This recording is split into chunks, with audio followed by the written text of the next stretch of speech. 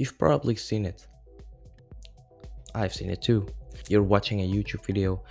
Maybe it's a guy building a cabin in the woods with only a spoon, or maybe it's someone reviewing something you've never heard of.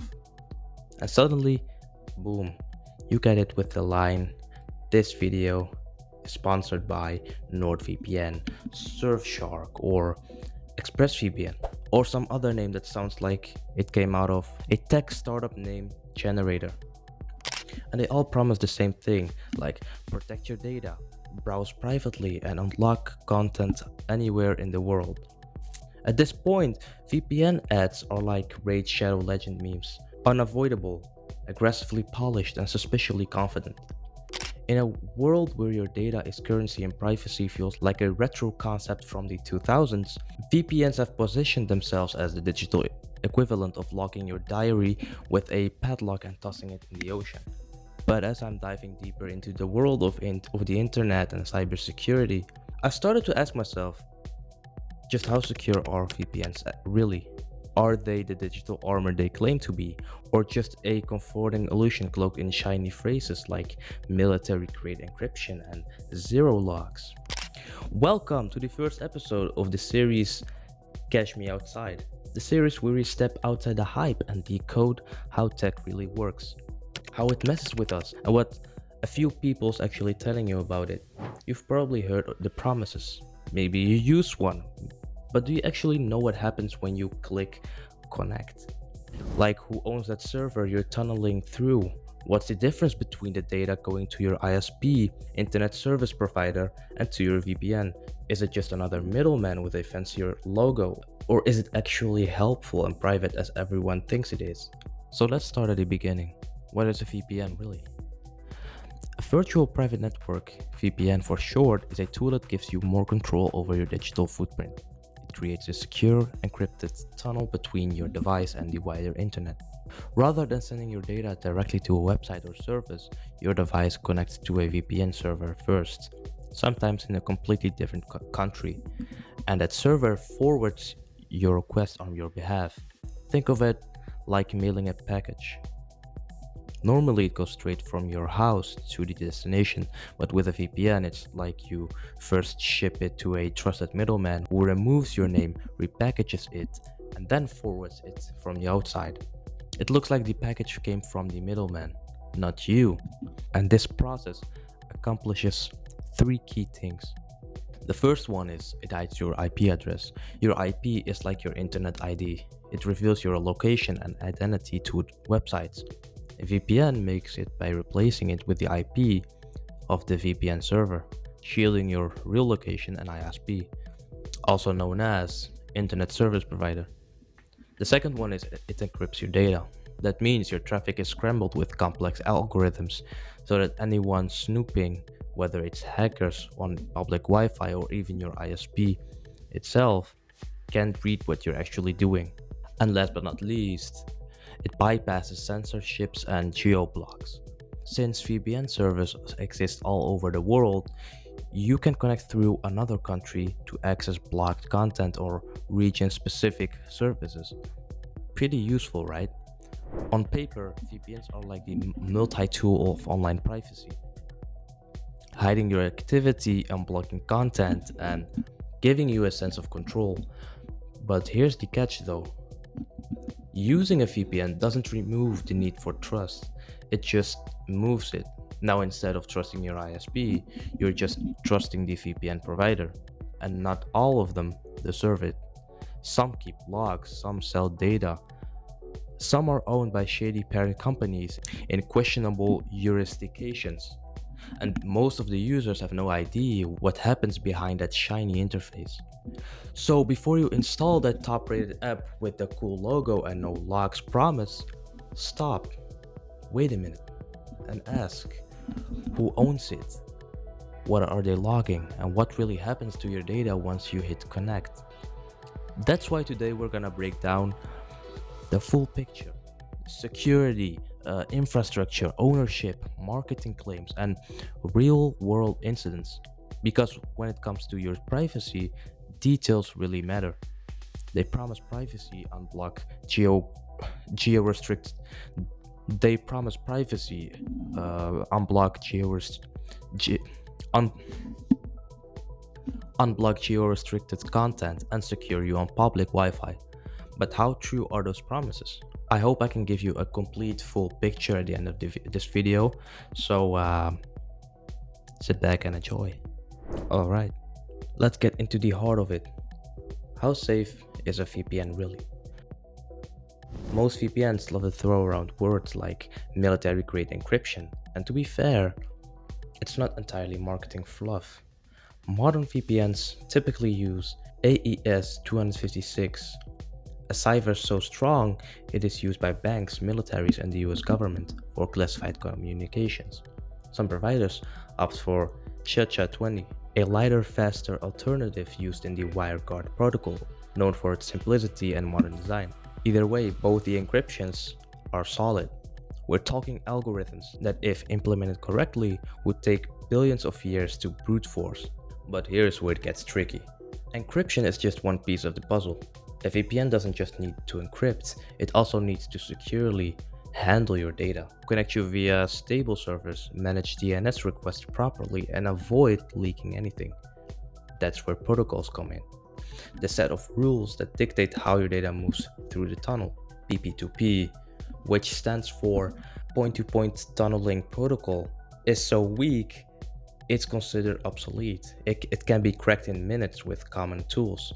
Others like L2TP, IPsec, IPsec have raised eyebrows due to the declassified NSA documentations. Due to declassified NSA documents suggesting possible backdoors, IKE v2 can be secure if implemented properly, but older libraries or poor configurations can introduce risk. The gold standard today is OpenVPN, open source, battle tested, and widely supported, or WireGuard, a newer protocol that's fast, cleanly coded, and easy to audit.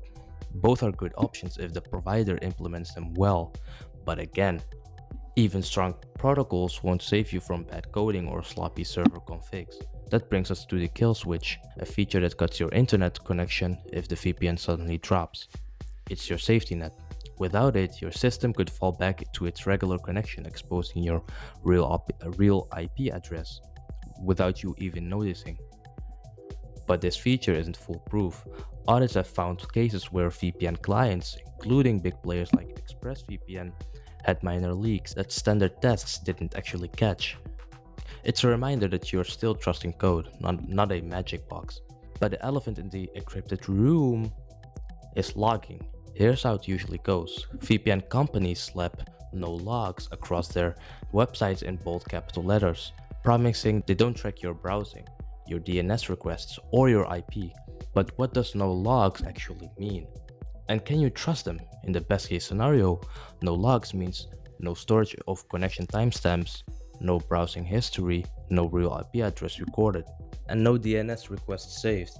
Some top tier VPNs like ExpressVPN, Mullvad, and Proton VPN back these claims with independent audits, where third party security firms are allowed to examine the code and infrastructure. I mean, that's good, right? That's transparency, but others not so much. A 2020 investigation found that 7 free VPNs, most based in Hong Kong, were secretly logging your data from over 20 million users. Some even left user info exposed on unsecure databases. It's not just shady, it's actually dangerous. And it proves one thing: free VPNs aren't often actually free. You pay with your data. Also worth noting, even if a VPN doesn't log you, it still can, unless they've gone to the lengths to make it technically impossible, like using RAM-only services. And in most jurisdictions, if a government comes knocking with a warrant, the VPN provider is legally required to comply, so in many ways, you're not escaping surveillance. You're just shifting your trust from your ISP to your VPN. And that brings us to the biggest myth of all: anonymity. A VPN makes you private, yes, of course, but anonymous? Not quite, and here's why. See, if you log into Gmail or Instagram while on a VPN, guess what? You're still you. If you connect to a VPN and then use your real name or phone number anywhere, you're traceable. Even if you use the VPN perfectly, sophisticated adversaries like governments or ISPs could perform traffic correlation attacks, ma- matching the timing and the size of packets entering and exiting the VPN servers to identify patterns. These attacks are hard to pull off and are usually reserved for high value targets, but they're possible, especially if your VPN provider doesn't own its infrastructure or if they share bandwidth with other companies. So, what's the takeaway? A VPN is a powerful privacy tool, but not a silver bullet. It encrypts your traffic, hides your IP address, and gives you more freedom online. But if you think it makes you completely anonymous or invincible, you're setting yourself up for disappointment. Always update your software, choose providers that prove their claims, and remember the most dangerous assumption is thinking you're completely safe. Use a VPN as part of your privacy strategy, not your entire strategy. But wait a minute, back to the servers and the infrastructure. What's actually powering the tunnel? We've talked about encryption, protocols, and the illusion of total anonymity. But here's something most VPN ads never mention. Where's all this encrypted traffic actually going? Who owns those metal boxes processing all your data? And who manages them? And what laws apply to those machines? Because let's be honest here, when you hit connect on your VPN app, you're not teleporting your data into a magical void. You're just rerouting it through a server somewhere in the world. And that server has a physical presence. It runs on electricity, it sits on a rack, and some company is responsible for keeping it running. So let's dig into the tech backbone behind the privacy promise. Not all VPN servers are created equal, and this is where the behind the scenes reality gets more interesting than the marketing pitch. Physical servers are the golden standard for transparency and reliability. These are actual tangible machines placed in secure, often high grade data centers.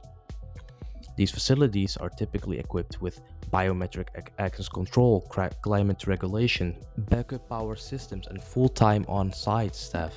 Physical servers provides consistency and in speed, better control over infrastructure, and most importantly, predictable jurisdiction.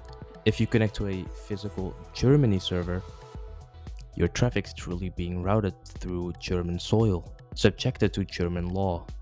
But then we also have virtual servers, and this is where things get murky. Virtual servers are software defined.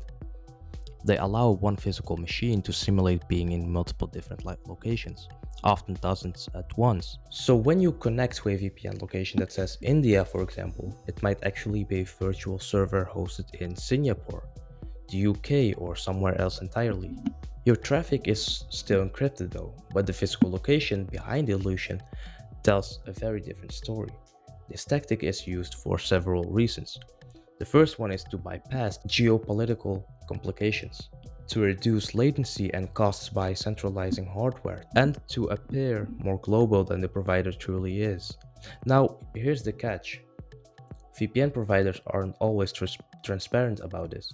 Some do indicate which servers are virtual, while others let users assume they're always connecting to real infrastructure in the named country.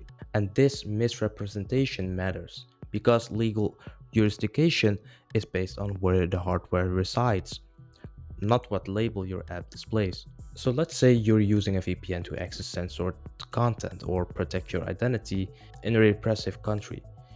You think you're safely routing through a server in Iceland, but in reality that Iceland server is actually hosted in France, and your traffic is now subject to French surveillance regulations.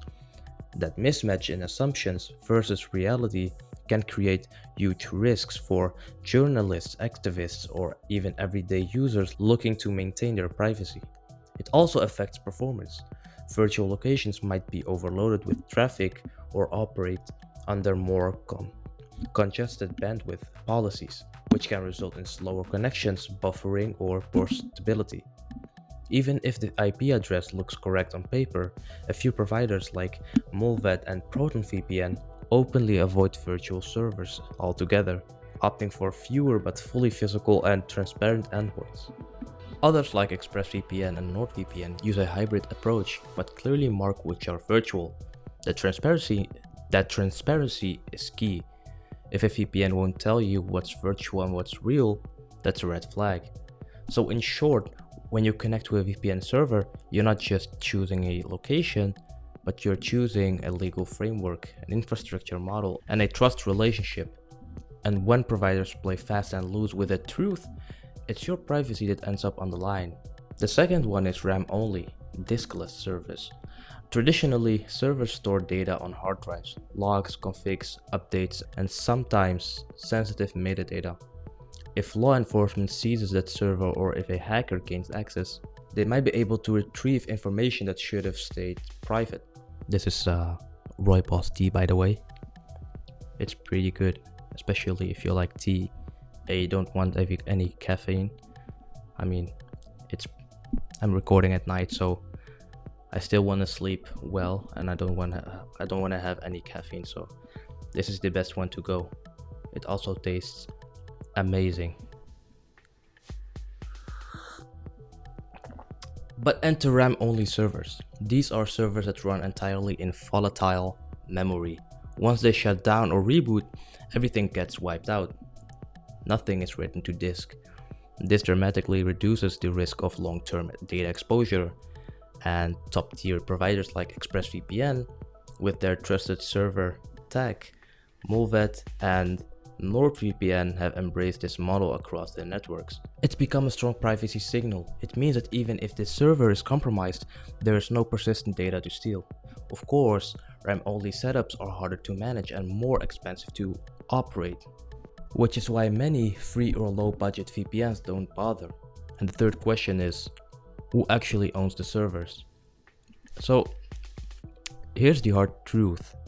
Most VPNs rent their servers. Instead of physically owning and maintaining their own machines, they lease infrastructure from major hosting providers like Amazon Web Services, DigitalOcean, Hetzner, OVH, LeaseWeb, or smaller regional companies. This lets them scale fast, deploy globally, and offer dozens or even hundreds of servers or of server locations, all without ever stepping into a server room themselves. But this convenience comes at a cost: control. These third-party server hosts are the ones with actual physical access to the machines. They can reboot them, reinstall software, apply firmware updates, or, in a worst-case scenario, mirror traffic at the hypervisor level, which is a layer beneath the operating system where virtual machines run. And they also may legally be obliged to cooperate with local authorities or surveillance programs. And they can do so without even informing the VPN company that rendered the servers. So even if your VPN app is encrypting data perfectly, a misconfigured setup or insecure server environment could leak metadata. Metadata. It's a funny word, especially for a foreigner. Anyway, things like connection times, the bandwidth that are used, or even DNS requests. This is especially risky if the VPN provider isn't regularly auditing or monitoring these rented nodes. That's why co-location is a big deal. So when a VPN provider co-locates a server, it means they actually own the physical hardware. The machine is theirs, but it's placed inside a shared data center. And this gives them full control over what runs on the server, who accesses it, and how it's secured. VPN providers like Mulvet, ProtonVPN, and a few others co-locate a portion of their network, especially in sensitive jurisdictions. These setups often include hardware encryption modules, tamper-proof enclosures, and automated wide protocols in case physical access is detected. And yet, this level of control is very rare. Co-location is expensive, operationally intense, and harder to scale globally, so most VPNs stick to the rental model, which is finer for casual use, but becomes questionable when privacy is mission critical. Adding to the issue, most VPN companies do not disclose which hosting providers they use or which specific data centers host their machines. And that makes it very difficult to assess whether a provider is operating in privacy hostile environments or partnering with questionable infrastructure companies. In some cases, a VPN that markets itself as Swiss based or offshore might actually run servers from a regular US based cloud vendor, putting your traffic under US jurisdiction. Some newer VPNs are trying to address this. For example, IVPN publishes a detailed list of their server hosts and jurisdictions. Movet openly shares their physical co-location locations and specs. And this kind of transparency builds trust and shows that the provider understands that the risks at every layer, not just the software. And also, when it comes to VPN infrastructure, location isn't just geography, it's authority. The physical location of a VPN server determines what legal jurisdictions it falls under, and that jurisdiction shapes everything from data privacy standards to how easily a government can compel a data center to cooperate in surveillance. So if your data is being routed through a US based server, for example, then US laws apply. And that includes sweeping programs like PRISM, X Keyscore, and laws like the Patriot Act or the Cloud Act, which can grant authorities access to data stored abroad by American companies. Similarly, countries that are part of the Five Eyes Alliance, which are the UK, US, Australia, Canada, and New Zealand, are known to share intelligence and conduct massive surveillance on a global scale.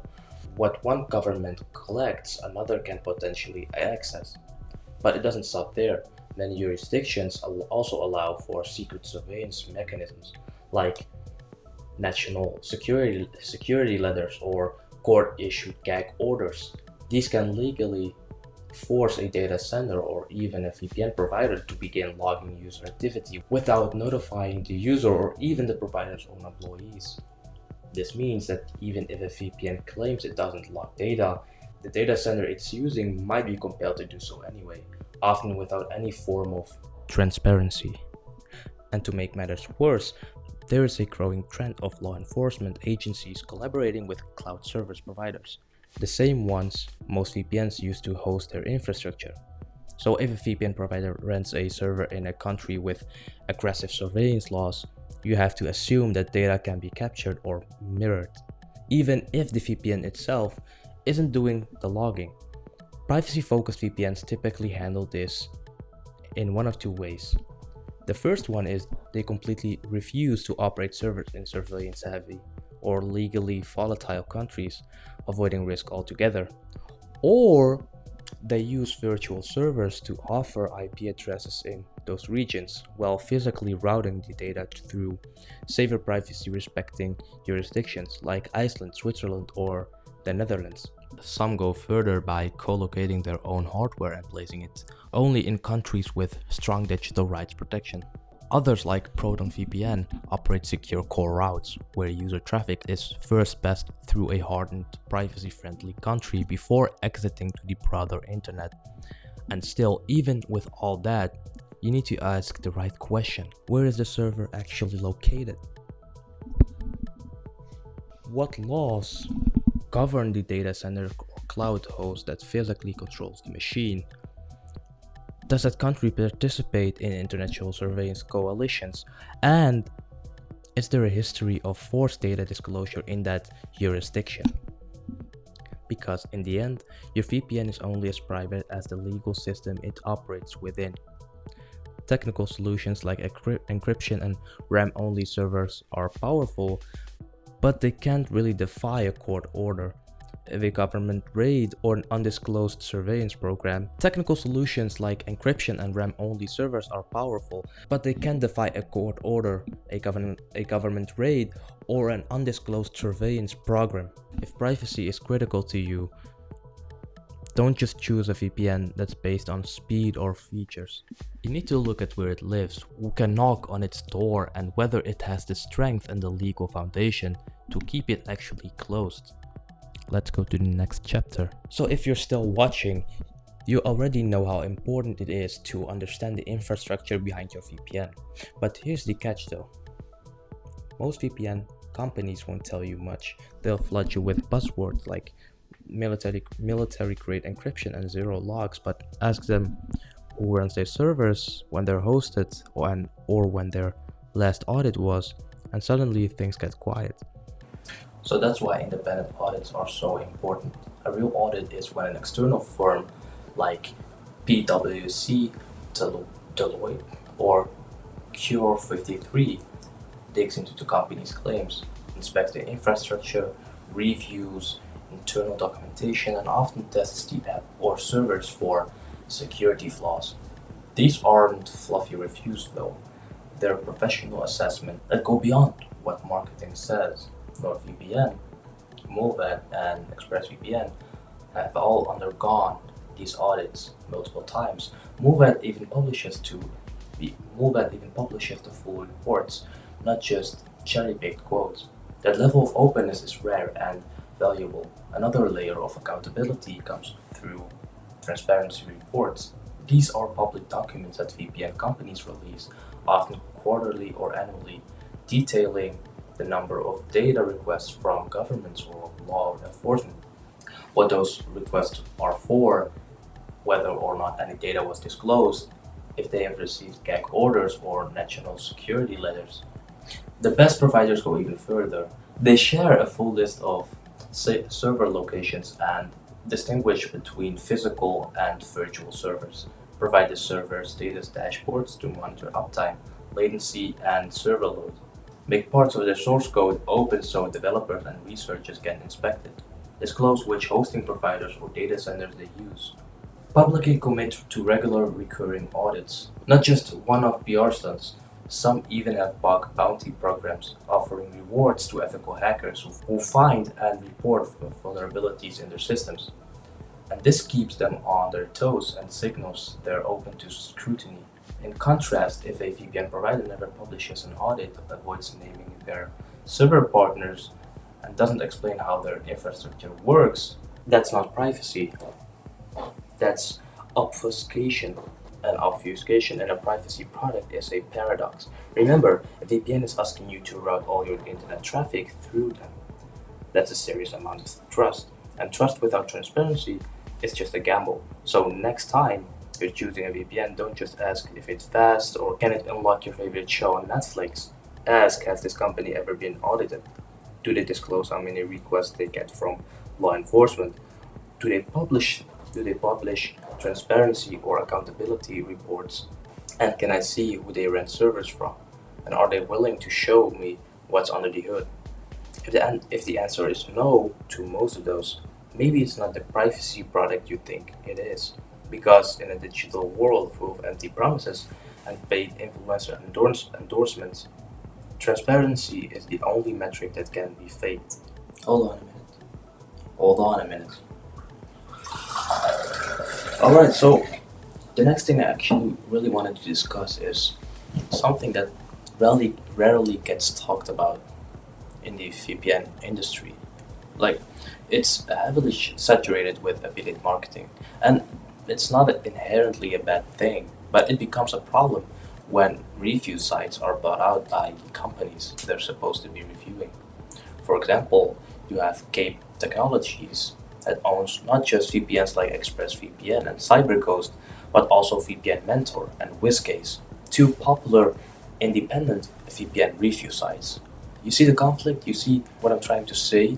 So when you're reading a glowing review praising a VPN speed, pricing, and security without disclosing this kind of ownership that overlaps, you're not getting real advice.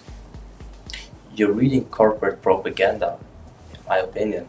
Even unaffiliated sites often bring VPNs based on affiliate commission. If one VPN pays $100 per sign up and another pays $20, guess which one shows up in more top 5 lists? Look for reviews that mention audits, transparency, reports, jurisdiction, and open source credibility, not just unblocking Netflix or download speeds. Choosing a VPN that deserves it if you want to choose a VPN the smart way.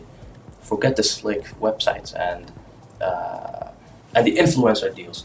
Here's a bulletproof checklist to help you make an informed decision. The first one is who owns it. Is it the parent company public, reputable, and privacy conscious? Where are they based? Countries like Switzerland, Panama, or Iceland are ideal for strong privacy laws. Audit trail: has the provider undergone third-party audits, and how recent were they? Are reports and warrant canaries part of their model? Do they own their servers or rent from big cloud companies? Can you inspect the client and server code? Any previous shady practices, data breaches, or name changes? Are the team members public and accountable? And so, if the answer to any of these questions feel vague, inconsistent, or buried behind marketing buzzwords, proceed with caution. So, yeah, that's basically it. Trust is a feature, not a default at its core. A VPN is just a proxy. You're transferring your trust from your local ISP. Do you still remember what it stands for? That's correct, Internet Service Provider. But you're transferring your trust from your ISP to a private company. That company might promise privacy, but unless it proves it, that promise means nothing. So don't settle for the most advertised VPN. Don't blindly trust a top 10 list. Ask questions, demand proof, investigate ownership, because in the world of cybersecurity, trust is everything, and it should never be given lightly. This isn't about paranoia, it's about digital self defense. And welcome to the age of informed privacy. VPN marketing will straight up make you do a double take. Because when it comes to advertising, VPNs have become the tech world version of a magic elixir. They claim to do everything: make you invisible online, unlock every show in the multiverse, stop hackers mid-packet, and shield your data from governments, corporations, and your neighbors who's way too curious about your Wi-Fi. But how much of this is actually legit, and how much is just slick marketing speak designed to prey on fear? FOMO, fear of missing out, and our collective ignorance about how the internet actually works. So almost every VPN markets itself with one golden promise: no logs. As in, we don't track anything, not your IP, not your browsing history, not even your timestamp. It sounds amazing, it sounds private, it sounds secure. You're immediately sold. But here's the catch: you have to take their word for it. Yes, top tier VPNs like NordVPN, ExpressVPN, Mullvad, Proton Proton VPN, so on and so on, have independent audits verifying these claims. That's great, but audits are snapshots in time. They don't guarantee ongoing behavior, and they rely on the integrity of both the VPN company and the audit firm. And let's face it, if a company funds its own audit, there's still potential for conflict of interest. Mm. Worse, shady or free VPNs regularly get caught breaking these promises. A 2020 investigation revealed that 7 free Android VPNs had leaked over 1 terabyte of user data, including email addresses, IPs, and even exact locations. That's crazy. Some didn't even encrypt their servers properly. Even more disturbing, some VPNs silently collect metadata like how long you're connected or how much data you use, and still claim no logs. Bottom line, no logs only matter if they're backed up by frequent, thorough, and recent audits. Even then, trust is still a risk factor. If your VPN hasn't been audited in over 2 years, you're in a gray zone. Ever got your VPN leaking DNS or giving up speed for flashy UI? Let me know your worst VPN story in the comments. Like, comment, and subscribe. You've probably heard military grade encryption too. We've discussed it earlier in the video, but it's meant to sound invincible, like your data is guarded by digital Navy SEALs. In most cases, it isn't a lie. It isn't. It's definitely not a lie. VPNs like NordVPN, Surfshark, and ExpressVPN use AES 256 encryption, the same standard used by the US government for top secret documents. Others like Mullvad and ProtonVPN use CHECHA 20, which is a highly efficient and secure cyber favorite in modern protocols like WireGuard. But don't get confused though. Ep.1 isn't weaker than AES 256. It's just optimized for mobile and embedded systems. So what's the problem? While the encryption is strong, encryption is only part of the story. Protocols like PPTP and L2TP, IPsec, are still floating around, and they're not secure by today's standards. These outdated protocols can be cracked with relative ease, and yet some VPNs. Key management, how encryption keys are exchanged and stored, is another blind spot. A VPN using great encryption with poor key exchange is like locking your door and leaving the key under the mat. And then there's the implementation risk. Even solid ciphers can be vulnerable if the code is sloppy or the infrastructure is outdated. And the last one, the myth that sells, one of the boldest and most misleading myth, is that a VPN will make you completely anonymous. Well, sure, a VPN hides your IP address and encrypts your traffic, which is great for privacy, but anonymity is a much bigger beast. If you log into Facebook, Gmail, or any platform tied to your identity while using a VPN, you're still you. Advertisers can still track your browser through fingerprinting, cookies, and even behavioral patterns like mouse movement or screen resolution. And in extreme cases, entities like state actors can run traffic correlation attacks, matching data entering and exiting a VPN to de-anonymize users. Even the Tor network isn't fully immune to this. But I have to say, to ease our minds a bit, these attacks are advanced and rarely affect the average user. Do you feel relieved? I mean, I do when I found out. Good, but they're still real though. Moral of the story is that a VPN is a powerful privacy tool, not an invisibility cloak. It shields you from basic ISP surveillance, hotel Wi-Fi snooping, and geo-blocks, but won't protect you from yourself if you're oversharing online. So let's talk about the influencers. VPN sponsorships are everywhere. They're on gaming channels, tech reviews, lifestyle vloggers, and most influencers just read a script without knowing what half of that means. The real kicker is that some companies like Cape Technologies have even bought VPN review websites and used them to rank their own products highest. And this isn't speculation, it's public record. So when you Google Best VPN 2025, you might be looking at a glorified ad. They also run aggressive ad campaigns on platforms like YouTube and even on piracy sites. If you're wondering how VPN X ended up on every top 5 list, follow the money.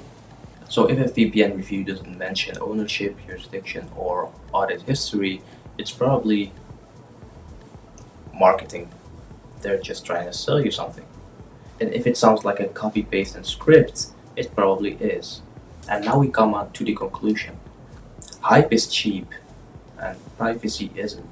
VPNs are powerful tools when used correctly. They help secure your data, protect against sketchy Wi-Fi networks, and enhance privacy in a surveillance-heavy world. But they're certainly not magic bullets, and certainly not. But they're not magic bullets, and certainly not the invincible force that marketing wants you to believe. The moment a product is sold with fear and exaggerated promises, your critical thinking should kick in. Ask who's behind the product, look beyond the influencer promos, scrutinize those no-log claims, read the audits, follow the money, and remember, a flashy UI means nothing if the infrastructure is shady. Because when it comes to your digital privacy, believing the hype without checking the facts might be the biggest vulnerability of all. This was the first episode of Catch Me Outside. If you have learned something today, or if I made you just a little more paranoid in a productive way, please hit that like button and subscribe. It it will really help me and the algorithm out. So do your boy a favor, will ya? I appreciate it.